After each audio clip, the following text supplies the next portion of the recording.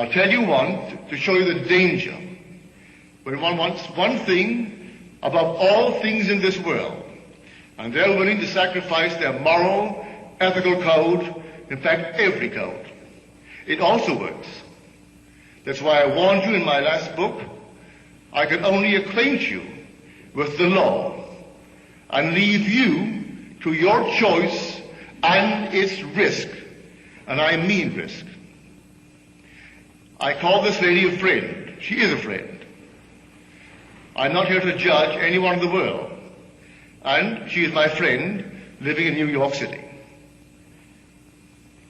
When she was a young girl, she was as poor as a church mouse. She had nothing. Her only claim to recognition was the fact she descended physically from the Adamses, our presidents. And she was very proud of that fact, very proud. But she had no money. The one thing she wanted above everything in this world was money. And I don't mean a few $100,000. I mean money, in the true sense of the word. To the disgust of her parents, she used to always pretend she had fabulous fortunes. She is not, may I say, a good-looking lady, either in form or in feature. Nice in many other respects, but you could never accuse her of being a beautiful woman. But nevertheless, she dreamed the state, and she just simply wanted money. At a party one day, she met a young man, just a few years her senior. He had money, multiple millions. She had nothing. She had a physical line leading to the Adamses. He had oodles of money. His line led to one of the bishops of New York State.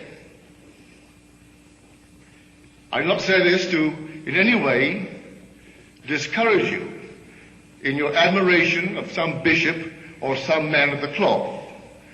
But his grandfather was a bishop in New York State. He knew all the lovely parcels of, well, real estate, where tomorrow, if you could hold on to it, what it would be worth. And so here's a bishop of the church. Instead of taking care of his flock, he was taking care of his pocket. And he left millions to this man's father, who in turn left it to him. My friend only wanted money. And so in no time flat, they got married. And they lived for 21 years in intimate hostility. Really. Solid beyond measure. I wouldn't dare discuss it from the platform. So at the end of these 21 years, they called it a day and divided the millions. She still wanted more millions. She could open Tiffany with her diamonds and her jewelry. Still wanted more. She had a little cousin who always worked for a salary. But he got in on the ground floor when our huge big corporations of the day were being organized. Saved his money, he was a bachelor, he lived alone, very frugal, and he bought a little bit of this stock, a little bit of that, never touched it. It split and split and split and split. Year before last, he had the presence of mind to die. The only member of his family that would ever see him was this lady. She knew, in some strange way, he had money. She would bring him home for an occasional dinner, would call him on the phone. So when they found his will, she was the only member of the family named in the will. He has other first cousins, but they were above it all. They came from the Adamses. And he must be on the outside or something. But he was not what they would cultivate. When the will was read, my friend and my friend alone got it. The last estimate, they're still finding it. He put it in this bank, in that box, in the other box. well over $1 million.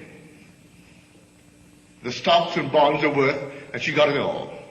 Now her cousins aren't speaking to her because she got it. The price she paid for money, I hope that no one here would be willing to pay.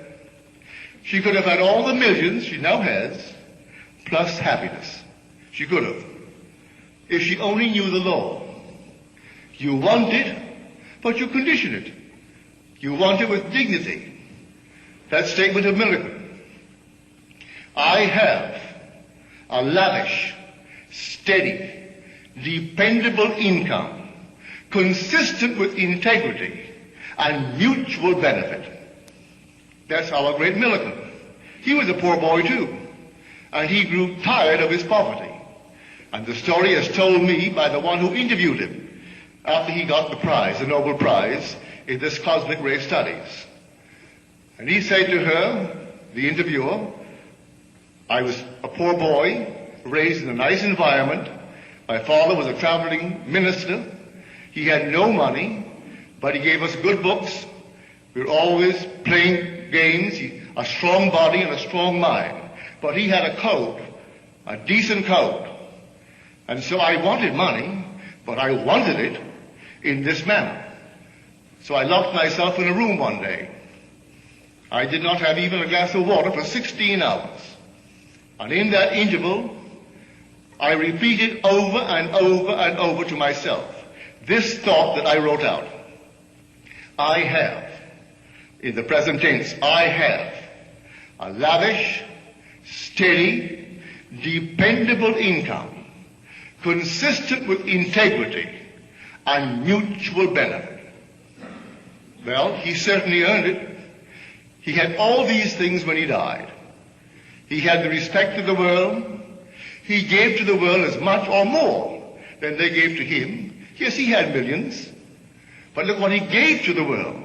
That's how he wanted it. My friend could have done something similar, but no, she wanted money.